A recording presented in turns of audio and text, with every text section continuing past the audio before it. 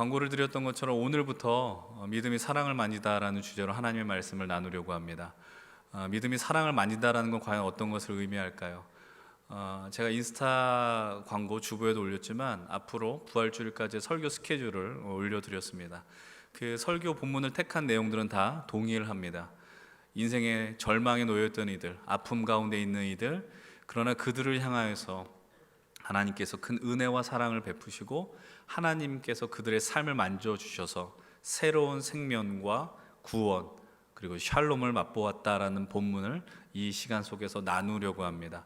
저는 여러분들이 마음속에 그런 소망이 있었으면 좋겠습니다. 이따가도 저 이야기하겠지만 여러분들의 삶에 문제가 있다면, 절망의 어떤 아픔과 상처가 여러분들을 지배하고 있다면 주님을 진실로 만남으로 그것들이 깨끗이 나음을 입고 새로운 삶에 대한 어떤 의지 그리고 열정을 다시 한번 회복할 수 있는 귀한 시간으로 여러분들 삼으셨으면 좋겠습니다.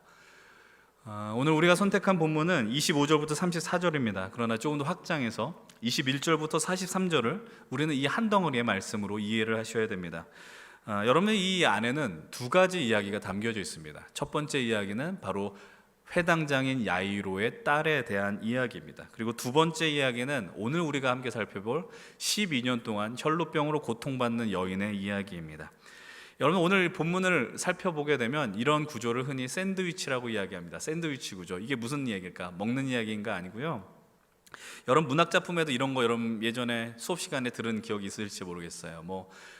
A, B, A 다시, B 다시, 아니면 A, B, A 다시, 이런 것들을 어떤 문학 양식 구조가 있지 않습니까? 오늘 우리가 이제 다음 주까지 살펴볼 마가복음 5장의 말씀은 바로 이 샌드위치 구조로 이루어져 있어서 야이로의 딸의 이야기가 담겨져 있고, 오늘 우리가 보는 혈루병 여인의 이야기가 들어가 있으며 또 야이로의 딸의 이야기가 등장한다라는 것입니다. 복잡한 것 같지만 복잡할 건 없습니다. 여러분, 오늘 말씀과 앞으로 나눌 말씀들을 그냥 단순하게 보시면 좋겠어요. 어떤 식으로? 이런 식으로 보면 될 것 같습니다. 예수님 앞으로 나오는 이들은 절망 가운데 있는 이들이었습니다. 예수님께서 그들을 만나 주셨고, 그들 예수님 앞에 있는 이들은 그 절망의 순간 속에서 믿음의 행위를 하였습니다. 그리고 그 믿음의 행위를 한 자들은 예수님으로 인하여 새로운 생명을 얻게 되었다라는 것이죠. 그런 말씀의 흐름들이 이제 우리가 살펴볼 말씀에 담겨져 있습니다. 그런 본문의 흐름들이 있다는 걸 이해하면서 함께 우리 말씀 속으로 들어가면 좋겠어요. 우선 우리 마가복음 5장 우리 본문의 바로 직전에 있는 말씀을 한번 보려고 합니다. 바로 야이로의 모습을 한번 살피려고 하는데 23절의 말씀을 함께 읽어보십시다. 23절입니다. 시작. 간곡히 구하여 이르되 내 어린 딸이 죽게 되었사오니 오셔서 그 위에 손을 얹으사 그로 구원을 받아 살게 하소서 하거늘.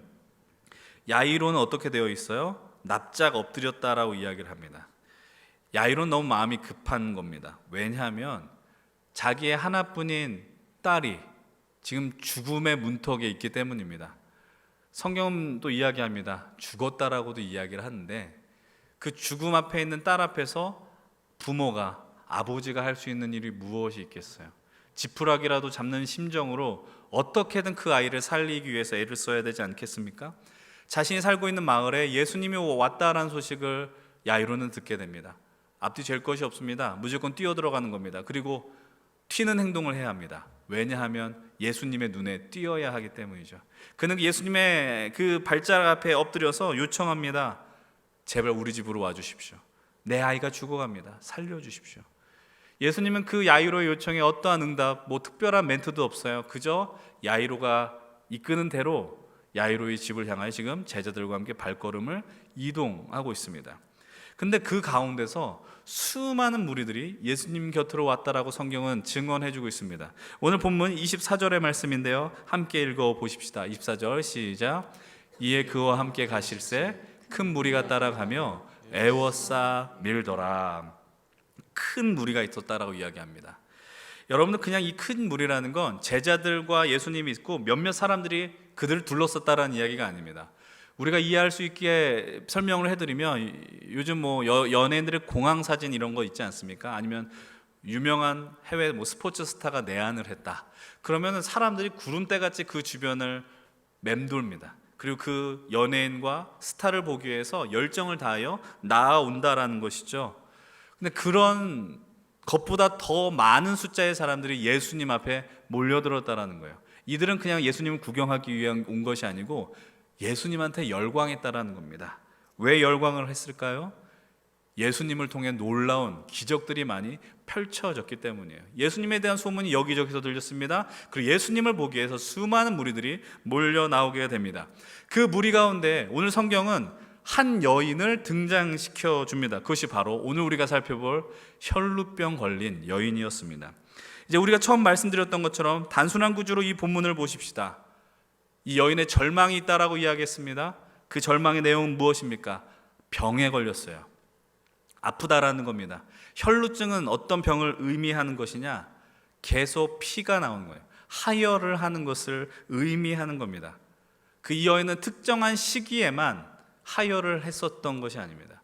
무려 12년의 세월 속에 병을 앓고 있었다라는 거죠. 그냥 단순히 아팠다로 끝나지 않습니다. 이 여인의 절망을 발견하는 것은 그리 어렵지 않아요. 본문 25절과 26절인데요. 함께 좀 읽어봅시다. 함께 읽겠습니다. 12해를 혈루증으로 앓아온 한 여자가 있어 많은 의사에게 많은 괴로움을 받았고 가진 것도 다 허비하였으되 아무 효험이 없고 도리어 더 중하여졌던 차예라고 이야기해요. 12년의 시간을 아팠습니다. 잘은 모르지만 혹시 이런 분들이 계십니까? 12년의 세월까지는 아닐지라도 내가 남들에겐 이야기하지 못하였지만 너무나도 오랜 시간 동안 갖고 있었던 육체적인 연약함을 갖고 있는 분들 계십니까? 아니 육체적인 연약함까지는 아니더라도 마음의 어떤 나의 상처와 괴로움들이 나를 지배하고 있는 시간들이 너무나도 길어서 아파하고 괴로워하는 분들 계시지 않습니까? 여러분 이 여인에게 한번 국한돼서 생각해 보십시오. 아프다는 거는요 육신만 아프다라는 게 아닙니다. 오랜 시간 아프게 되면 피폐해진다 그러죠. 정신적으로 피폐해지는 겁니다. 여러분 12년이 아니라 1년 2개월 동안 아니 12일 동안 여러분들이 감기 몸살로 앓아누운다고 할지라도 아마 마음속에 이런 마음 들지 몰라요. 이러다가 죽겠구나라는 것이죠. 그렇게 오랜 시간 아프게 되면 절망을 느끼게 되고 또 심지어는 우울증에 빠질지도 모른다라는 겁니다. 근데 그것만이 아닙니다. 이 여인은 뭐라고 이야기해요? 여러분 26절을 다시 보시면 이렇게 이야기합니다. 많은 의사에게 많은 괴로움을 받았다라고 이야기해요. 많은 의사에게 많은 괴로움을 받았다. 이 말의 의미는 뭐냐? 이 여자는 너무나도 병이 낫고 싶었다라는 거죠. 여러분 그냥 아픈데 그냥 내가 내버려둬. 아무것도 하지 않아. 요즘 말하는 연명치료는 할 필요가 없어. 그런 사람이 아니었다라는 거예요. 수많은 의사를 찾았습니다. 의사를 찾았으면 병이 나아야 되잖아요. 근데 오히려 뭐라고 이야기해요? 괴로움이 더 커졌다라고 이야기합니다. 요즘 시대 의사를 말하는 게 아닙니다. 당시의 의술이 너무나도 형편없었어요. 지금은 의료라고 표현하지만 그때는 의사는 수공업자, 뭐 간의 수공 뭐 이런 것에 해당되는 사람이었다고요. 그래서 그 당시에 어떠한 속담이 있었느냐? 의사는 다 지옥행이다라는 속담이 있었답니다. 의사가 문제가 있다가 아니라 의사한테 가면 병이 나아야 되는데 그만큼 많은 사람들이 더 병이 아프거나 악화되거나 죽었다라는 것을 의미했다라는 거예요.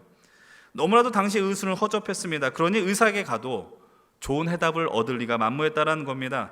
근데 여러분 치료만 하면 다 되는 것도 아니고 치료를 하기 위해서 뭐가 필요해요? 돈이 필요합니다. 돈을 허비했다라고 이야기를 합니다. 재산을 다 탕진했어요. 여러분 돈을 잃어버렸어도 병이 나으면 좀 그나마 낫지 않습니까? 그런데 돈도 탕진했고요. 병도 고치지 못했고 괴로움만 더해졌다. 누구의 상황이라고요? 바로 이 12년 동안 혈루병 걸린 여인의 상황이었다라는 겁니다. 소위 말하는 본전도 얻지 못했다라는 거예요. 여러분 그러나 이 본문에는 언급되어 있지 않지만 우리는 이 여인이 갖고 있는 병에 대한 의미를 잠시 기억해야 됩니다. 구약의 율법에 비춰서 생각을 해봐야 돼요. 혈루증을 앓았다는 말의 의미는 무엇이냐면 이 여자는 부정하다라는 겁니다. 성경에서 피는 생명을 의미하고 거룩을 의미합니다. 그런데 몸에서 피가 났다는 것은 이 여자는 거룩한 자가 아니라 부정한 여인을 의미하는 겁니다. 사람들은 그 여인에 대해서 평가했을 것입니다. 저 사람은 저주를 받았을 것이다. 그리고 우리가 죄송스러운 표현이긴 하지만 요즘 시대에는 좀 받아들이기 어려울지 모르지만 하혈을 계속했기 때문에 이 여인은 여성성을 상실한, 아이를 갖지 못하는 상황에 놓였다라는 겁니다. 이 구약 시대, 이 성경 시대, 이 유대의 이 2000년 전의 시대의 상황은 어떤 것이냐? 여인이 아이를 낳지 못한다는 건 큰 저주를 받은 것과 진비 없다라는 것이죠. 그래서 결혼을 했는지 안 했는지 모르겠지만 아마도 결혼을 했었다면 이 여인은 분명히 버림받았을 가능성이 컸다라는 것입니다. 그러나 오늘 말씀을 시작하면서 제가 말씀드렸어요. 우리는 이 상황의 절망에 초점을 맞출 수 없다라는 겁니다. 단순히 본문 이 여인만이 아니라 우리의 삶도 마찬가지입니다. 우리에겐 괴로운 일이 있을 수 있어요. 아픈 일이 있을 수 있습니다. 그러나 그것에만 초점을 맞추어서는 안 된다라는 거예요. 이제 우리는 이 여인이 절망스러운 현실을, 그리고 답답한 현실을 어떻게 세워나가 회복하느냐, 뚫고 나가느냐를 이제 주목하셔야 됩니다. 사실 오늘 이 여인의 모습이 그냥 비단 이 여인만의 이야기로 다가오지 않는 분들도 있으리라고 생각을 합니다. 여러분, 예배에 우리가 나와 있긴 하지만 처음 말씀드렸던 것처럼 남들이 알지 못하는 현실에 있는 분들이 얼마나 많이 있습니까? 내가 남에게 이야기하지 못하는 나의 신체적인 고통이 있을 수 있고요, 가정의 이야기가 있을 수 있고요, 컴플렉스가 있을 수 있습니다. 다 이야기할 수 없는 겁니다. 그러나 내가 그것 때문에 너무나도 괴롭고 아프고 그것이 나를 지배하는 것 같아서 문득문득 떠오르는 순간이 있어요. 아무런 가만히 있을 때는 그런 것들이 생각나지 않는데 어느 순간 그것이 나에게 막 밀려올 때가 있고, 너무나도 아픔이 커서 내가 눈을 감으면 하룻밤 잤고 나면은 괜찮아지겠지 하지만 그 아침에 눈을 떴을 때 여전히 그 아픔의 현실은 그대로 곧 해결됨 없이 그대로 놓여있는 상황들을 우리는 종종 직면하게 된다는 것이죠. 이것이 바로 혈루증 걸린 여인의 상황이었다는 겁니다. 근데 여러분, 이 여인이 절망을 극복해 나갑니다. 오늘 성경은 그 여인이 절망을 극복하는 것을 이렇게 표현합니다. 믿음 때문이라고 이야기합니다. 믿음이 이 절망을 극복하게 했다라는 것이죠. 오늘 우리가 본 본문의 27절, 28절의 말씀을 함께 주목해서 보십시다. 함께 읽겠습니다. 시작. 예수의 소문을 듣고 무리 가운데 끼어 뒤로 와서 그의 옷에 손을 대니 이는 내가 그의 옷에만 손을 대어도 구원을 받으리라 생각함일러라. 아멘. 이 여인이 어떤 행동을 해요? 여러분, 그 여인이 행동하는 과정을 한번 살펴보십시오. 처음에는 들었습니다. 예수님의 소문을 들었습니다. 사랑하는 여러분들, 이 말씀을 듣는 건 그만큼 중요합니다. 들어야 우리의 마음의 중심에 결단할 수 있는 어떤 시발점이 되기 때문이에요. 출발점이 되기 때문이죠. 여러분, 하나님의 말씀이 들리는 자리를 여러분 반드시 인생 속에 지켜내십시오. 어떠한 상황 속에서도 그 말씀이 들리지 않으면 우리의 삶에 절망이 밀려들 수밖에 없다라는 것입니다. 그래서 제가 그런 이야기를 종종 합니다. 피곤하여서 졸지라도 나와서 하나님의 말씀 앞에 서라는 것입니다. 들려야 합니다. 들려야 우리는 삶의 새로운 길을 나갈 수 있게 된다는 거예요. 여러분, 수많은 소문들이 그에게 들렸고요. 그러니 아까 말씀드렸던 것처럼 어마어마한 인파들이 예수님께 몰려드는 겁니다. 기억하십시오. 소문은 많이 들을 수 있습니다. 듣는 것만으로는 끝나지 않는다는 것이죠. 여러분, 그러면은 이 들음으로 인하여서 이 여인을 수많은 무리 한 사람으로 만들어버리죠. 그 수많은 인파의 한 명으로 만듭니다. 예수 그리스도의 능력과 역사, 그것에서 희미하게라도 그녀는 이미 알고 있었다라는 겁니다. 알고 있으니 이제 저 이상 해결책이 없잖아요. 수많은 의사에게 가도 해결책이 없는 그녀에게 있을 수 있는 것 오직 한 가지, 야이로와 같이 예수님 앞으로 과감하게 나아가는 것입니다. 그리고 그녀가 한 것은 무엇이냐? 이렇게 이야기하죠. 27절에 그의 옷에 손을 대었다라는 겁니다. 여러분, 이 안에 이 여인이 한 일은 아무것도 없습니다. 예수님의 소문을 들었고 예수님을 보기 위해서 집 밖으로 나갔고, 그리고 예수님 앞으로 나가서 예수님의 옷자락에 손을 댄 것 외에는 아무런 한 것이 없다라는 것입니다. 그런데 이 여인이 경험한 게 있습니다. 본문 29절은 이렇게 말씀하고 있죠. 함께 읽어봅니다. 이에 그의 혈루 근원이 곧 마름에 병이 나은 줄을 몸에 깨달으니라. 아주 기가 막힌 표현입니다. 몸이 먼저 깨달았어요. 병이 나았다라는 거예요. 내가 회복의 역사가 벌어졌다라는 겁니다. 옷을 만진 즉시 깨끗이 나았다라는 것을 그 여인은 알게 되었다라는 것이죠. 여러분, 이 장면은 가장 깊은 절망 속에 있었던 한 여인이 예수님의 이야기를 듣고 믿음을 갖고 예수님의 옷에 손을 대었더니 회복과 구원을 경험했다라는 아주 간단한 이야기로 구성되어 있습니다. 쉬운 이야기지 않아요? 예수님 앞에 나왔고 예수님을 만졌더니 내 문제가 풀렸습니다. 우리도 믿음의 길을 이렇게 생각합니다. 예수님께 나오면, 기도하면, 맡기면 내 삶의 모든 것이 해결될 것이다. 그 마음을 따라 우리가 나온다라는 거예요. 이 본문도 그렇게 바라볼 수 있죠. 근데 그렇게 쉽게 끝내지는 않았으면 좋겠습니다. 다시 한번 말씀을 잘 보세요. 오늘 본문 속에 이 여인도 있었지만 누가 있었어요? 어마어마한 많은 사람들이 있었어요. 인파가 있었다고요. 수많은 무리가 있었고 예수님도 계셨고, 여러분 이걸 한번 이렇게 상상해 보십시다. 여러분들이 어렸을 때 등학교 길에, 요즘은 뭐 여러분 학교를 막 가까운 데서 다니기 때문에, 아니면 뭐 출퇴근길이라고도 할 수 있습니다. 흔히 뭐 말하는 뭐 지옥철이라고도 표현하고 만원 버스라고도 이야기합니다. 정말 뭐 어디에 손을 둘지 몰라가지고 막 이렇게 떠밀려 가는 상황들이 있지 않아요? 여러분 지금 이 상황은 그런 상황이라고 해도 무방합니다. 버스가 만약 급제동하면은 내가 뭐 잡을 것이 없으니 그냥 쓸려간다라는 것이죠. 아마 그것보다 더 심할 정도의 상황이 지금 이 본문 가운데 있었다라는 겁니다. 근데 한번 생각해 보십시오. 상상해 보십시오. 예수님 옆에 이 여인만 있었겠습니까? 예수님의 옷자락과 접촉한 사람이 이 여인 한 사람뿐이었겠습니까? 아니죠. 너무나도 많은 사람이 있었어요. 예수님 주변에 어마어마한 사람들이 예수님의 옷을 스쳤고 아마 예수님과 눈을 마주쳤을지도 모릅니다. 그럼 우리가 이 본문을 보면서 그래, 예수님의 옷에 손을 대면 나을 수 있어라고 생각하면서 이 성경 말씀을 끝낼 수 없다라는 겁니다. 단순히 옷에 손을 대어서 병이 낫는 건 아니라는 거죠. 예수님의 옷에 손을 댄 사람이 많이 있었는데 그럼 그 사람들이 병이 다 나았느냐? 성경 그런 이야기를 하지 않습니다. 복음서의 저자는요, 마가는요, 그 현실에 관심을 두지 않아요. 그저 이 혈루병 걸린 여인에게 관심을 둡니다. 그렇다면 이 여인이 어떻게 했길래, 어떻게 손을 대었길래 이 여인의 이야기만 이 성경에 담겨 있을까요? 무엇 때문에 그가 병이 나을 수 있었고 구원을 경험할 수 있었을까요?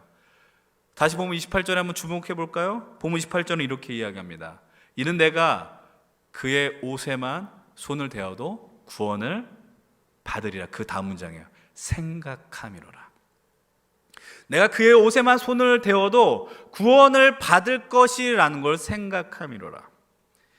이제 성경은 이 여인의 외적인 부분, 행동에 관심을 두지 않습니다. 여인의 내면에 관심을 두죠. 여기서 중요한 단어는 뭘까요? 손을 댔다라는 것일까요? 아닙니다. 생각했다라는 거예요. 생각했다라는 거. 여러분 이 생각은 어떤 걸 의미할까요? 내가 예수님의 옷에 손을 대야지. 예수님의 옷에 손을 대면 내가 나야지. 이런 수준의 생각을 의미하는 것일까요? 성경 원문이 쓰여진 헬라어 단어를 보면은 이 문장이 미완료형으로 쓰여져 있습니다. 여러분 미완료의 뜻이 무엇이냐? 이런 거예요. 여기서 생각했다라는 건 내가 이제 만지면 병이 나, 이게 아니라는 거예요. 내가 이분의 옷을 만질까 말까? 이분의 옷을 만져서 괜찮을까? 만져서 아무런 일도 일어나지 않으면 어떻게 할까? 이런 생각과 고민들이 반복되었다라는 것을 의미하는 거예요. 그러니까 내가 저분의 옷을 만지면 난 낫는다가 아닌 거예요. 내가 저 옷을 만져도 될지 만지면 안 될지, 이런 수많은 고민과 갈등 속에서 그녀는 결단한 것이죠. 예수님의 옷을 만지게 된 겁니다. 왜 그런 생각을 했을까요? 말씀드렸잖아요. 부정한 여인이잖아요. 나같이 부정한 자가 예수님의 옷을 만져도 될까? 나 같은 죄인이 예수 그리스도의 옷에 손을 대어도 될까? 나와 같이 고통 가운데 있는, 아무도 거들떠보지 않는 나와 같은 자가 그분의 옷자락에 손을 대어도 될까? 이런 행위가 예수님을 향한 무례한 행위가 되지는 않을까? 이런 고민들이 이 마음속에 담겨 있었다라는 거예요. 수많은 생각 끝에 이제 이 여인은 결단을 내리고 용기를 내 예수님의 옷자락에 손을 내밀었다라는 겁니다. 그러니 이 손을 대었다는 건 단순한 행동이 아닙니다. 엄청난 용기가 필요했고 믿음의 결단이 필요한 행동이었다라는 것이죠. 이 본문을 통해서 우리가 발견하는 믿음은 무엇입니까? 그걸 좋아하죠. 믿으면 다 돼. 믿으면 우리의 모든 문제가 해결돼. 그게 아니라 우리들도 그분을 만져도 될까? 그분 앞으로 나아가도 괜찮은 것인가? 여러분 믿음이라는 것은 간단해 보이지만 간단하게 볼 수 있는 것이 아닙니다. 계속해서 우리도 고민하는 것이죠. 내가 이분 앞에 서 있어야 되느냐 말아야 되느냐. 내 삶이 너무나도 분주하고 바쁜데 그분 앞에 서야 될까 말아야 될까? 나와 같은 죄인이 하나님 앞에 예배하는 것이 합당한 일일까? 오늘 우리는 예배 자리에 있습니다. 우리가 예배를 한다는 건 오늘 말씀에 적용해보면 이런 이야기입니다. 내가 주님을 향하여 주님의 옷자락에 손을 대기 위한 믿음의 결단의 자리, 이곳에 있다라는 겁니다. 근데 여러분, 진실로 어떤 마음과 생각을 가지고 이 자리에 있습니까?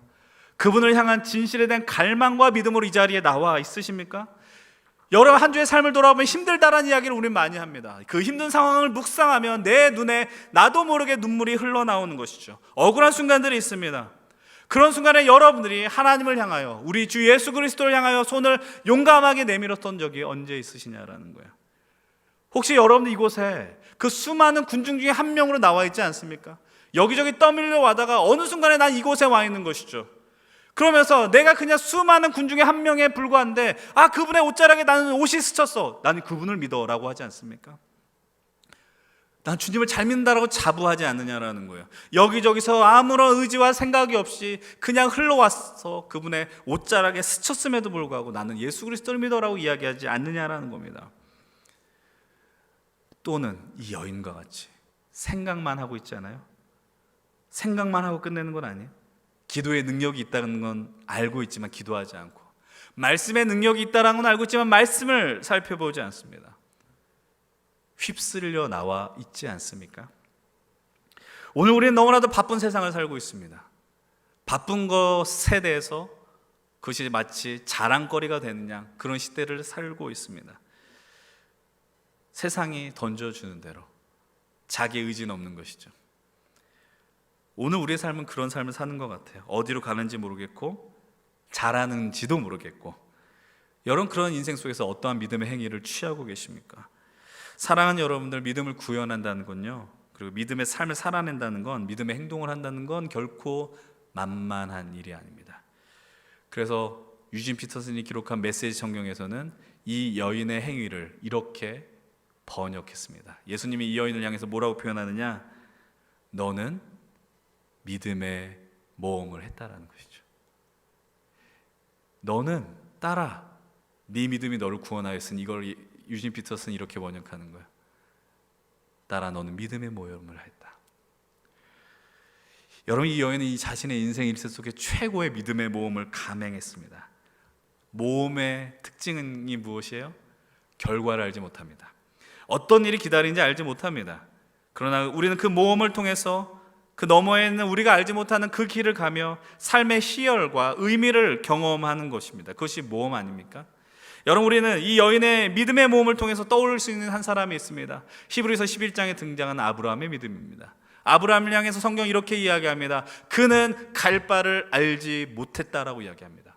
갈 바를 알지 못했지만 갔다라는 것이죠. 갈 바를 알면 그건 모험이 아닙니다. 하나님 나라를 산다는 건, 믿음의 모험을 한다라는 것은 갈 바를 알지 못하지만 하나님이 나의 하나님이시며 창조주가 되어주시고 구원자가 되어주심을 믿기에 떠나는 것이 바로 믿음의 모험이다라는 겁니다. 그런데 이 모험이 누구에게 필요하느냐? 바로 이 청년의 때를 살고 있는 여러분들입니다. 지금 이 시대가 살고 있는 우리의 가장 큰 문제는 무엇이냐? 납득해야 움직입니다. 납득해야 움직입니다.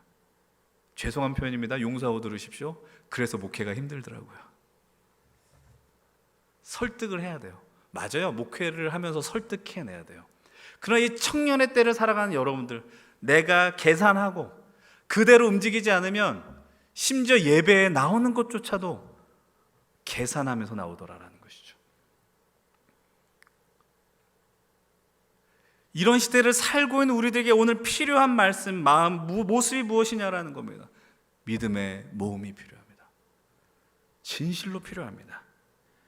여러분, 우리들도 늘 그렇다라는 겁니다. 내가 예수님 앞에 나오는 게 맞는 일이냐라는 겁니다. 내가 내 시간을 포기하며 예배하는 것이 옳으냐라는 것이죠. 이렇게 예배에 나오면 내 삶이 달라지느냐, 예수님을 믿으면 내가 뭔가 풍성해지느냐. 근데 주님은 오늘도 우리를 향해 요청합니다. 그럼에도 불구하고 나를 만져라라는 거예요. 나에게 손을 내밀어서 만지라고 오늘도 요청하고 있다라는 겁니다. 그랬더니 어떤 일이 벌어질까요? 기적이 벌어집니다. 오늘 말씀 속에 벌어진 사건은 기적입니다. 이제 오늘의 본문을 통해 우리 믿음을 쉬운 말로, 언어로 표현해 보십시다. 믿음이란 무엇입니까? 예수님을 향하여 손을 내미는 것이 믿음입니다. 믿음이란 무엇입니까? 예수님을 만지는 것입니다. 우리의 손을 내밀어서 그분을 붙드는 것이 바로 믿음이라는 것입니다.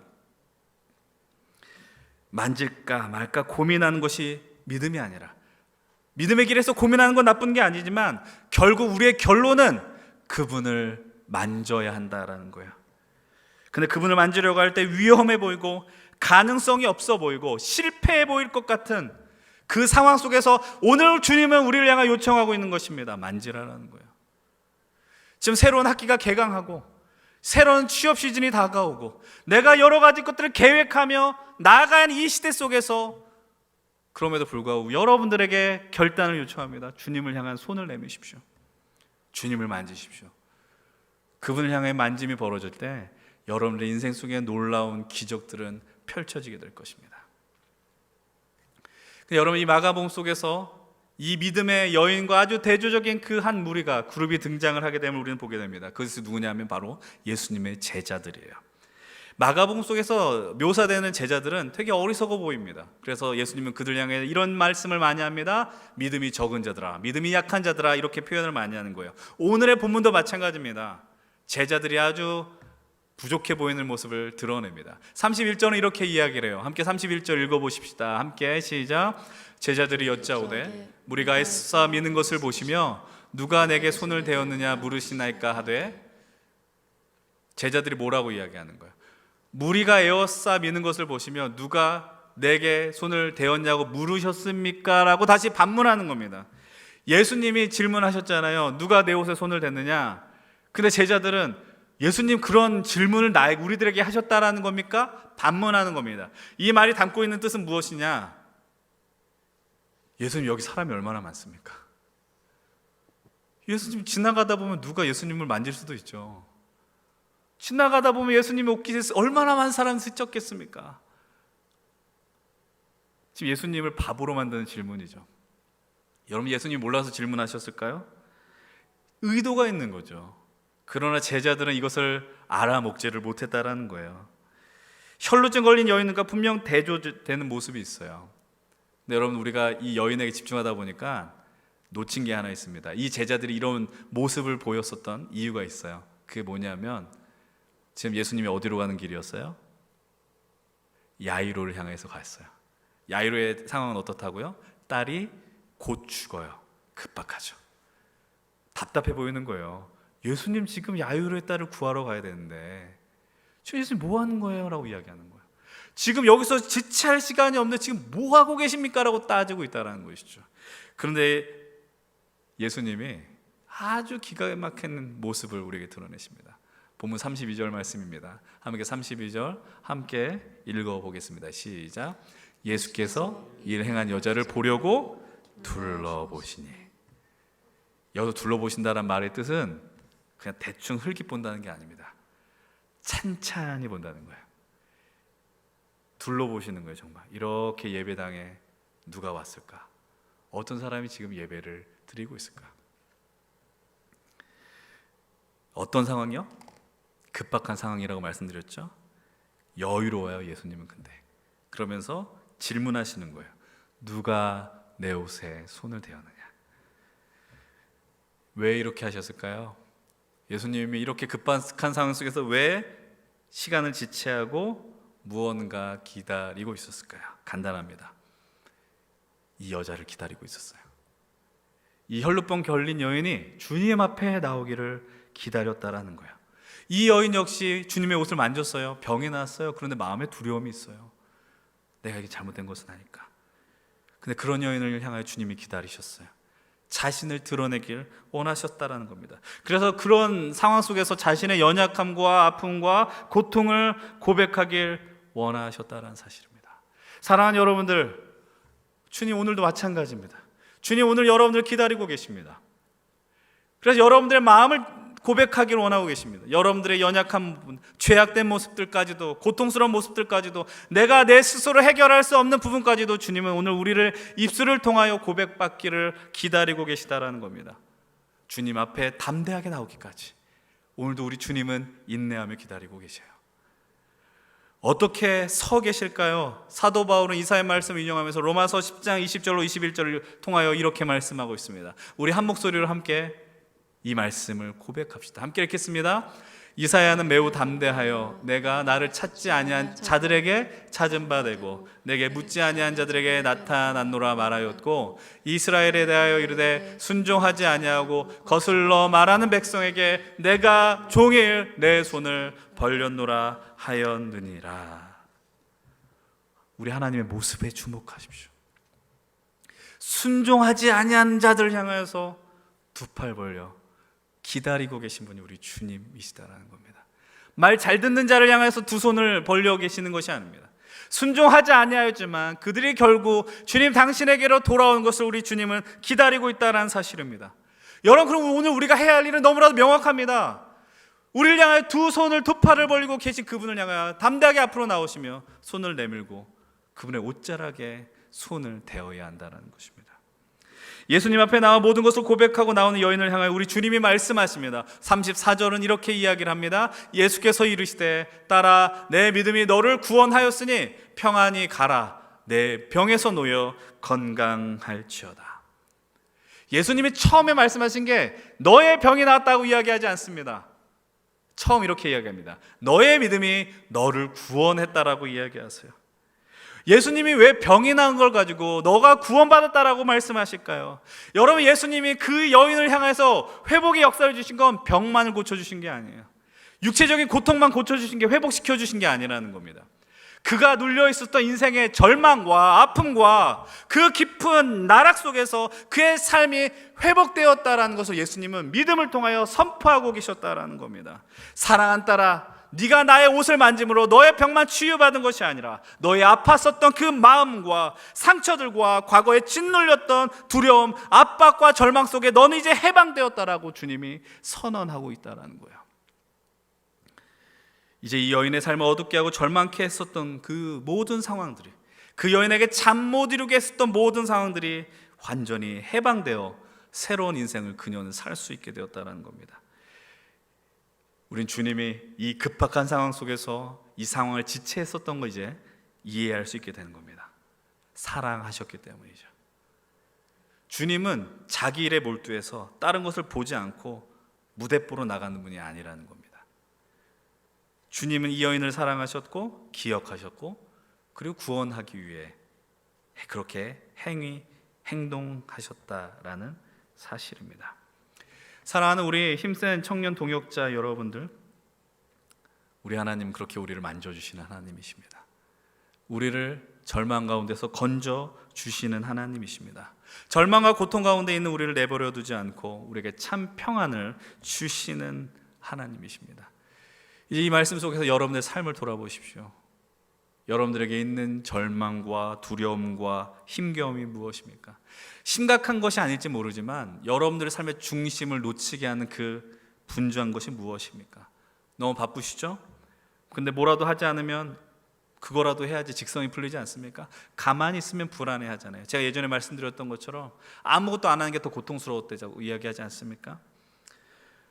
그러다 보니 주변을 둘러볼 여력이 없고 내 마음에 병이 있고 내 마음에 문제가 생겼을 때도 그런 것을 우리는 보지 못한다라는 겁니다.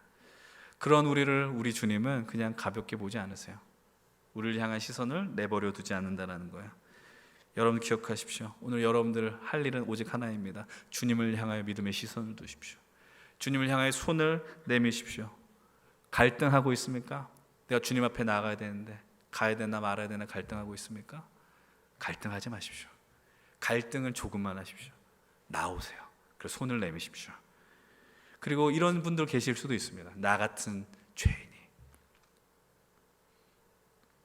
나 같은 부족한 자가, 나 같은 절망 가운데 있는 자가 어떻게 그분을 향하여 나아갈 수 있을까? 그래도 만지십시오. 그럼 구원의 은혜를 주님은 반드시 우리에게 허락해 주십니다. 그분의 말씀 앞에 머무십시다. 이제 우리는 이 여인의 고백이 담긴 찬양을 함께 좀 하나님 앞에 나누려고 합니다. 이 여자가 절망 속에서 힘겨움 가운데서 하나님을 향하여 믿음의 손을 내밀었었던 것, 그 여인의 고백이라고 여러분들이 상상하시면서 함께 이 말씀 속에 이 여인과 함께 믿음의 모험을 하시면서 이 찬양을 나누고 함께 우리 기도의 자리로 나아갔으면 좋겠습니다.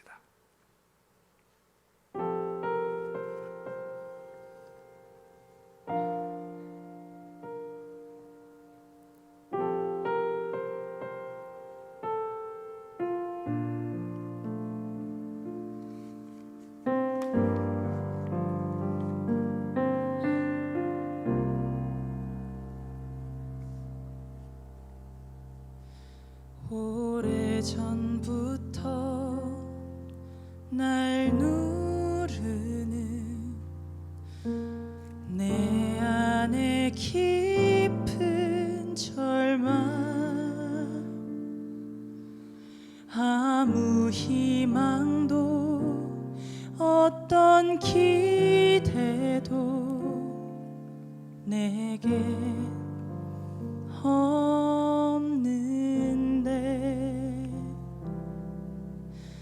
사람들의 외면과 날 거절하는 눈빛, 아픈 상처로 짙은 어둠으로 깊이 빠져만 가는데,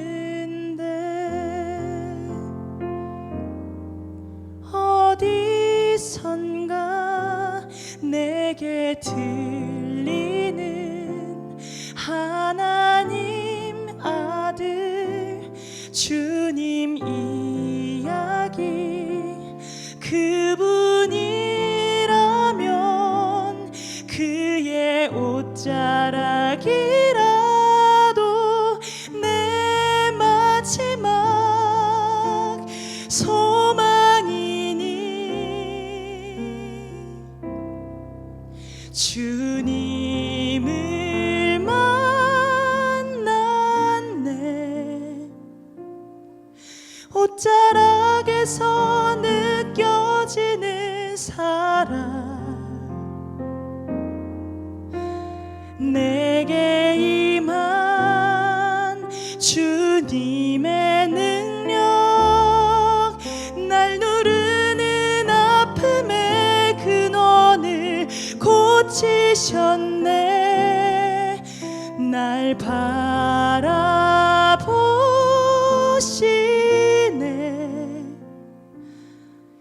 나의 연약함 주님은 아시네. 깊은 절망에서 날 자유케 하신 사랑, 나 찬양해.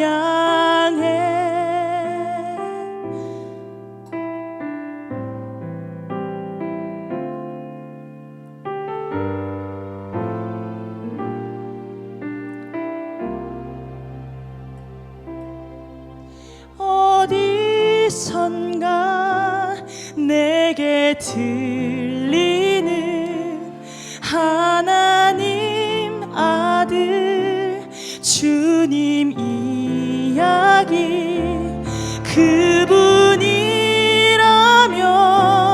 그의 옷자락이라도 내 마지막 소망이니,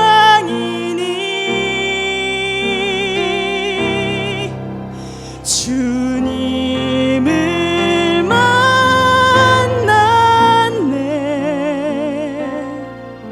옷자락에서 전해지는 사랑, 내게 임한 주님의 능력, 날 누르는 아픔의 근원을 고치셨네. 날 바라보시네.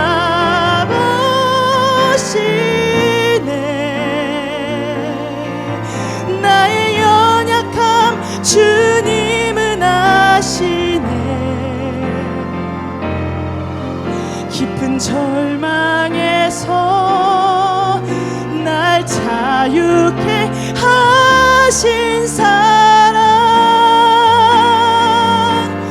나